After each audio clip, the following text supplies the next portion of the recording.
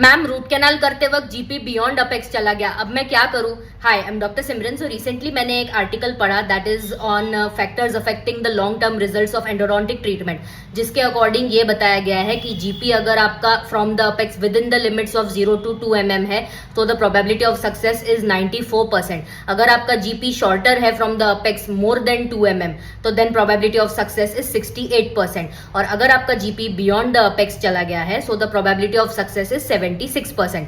सिर्फ ये है ना, every case of extrusion is not a problem, it's just that कि थोड़ा सक्सेस रेट कम हो जाता है।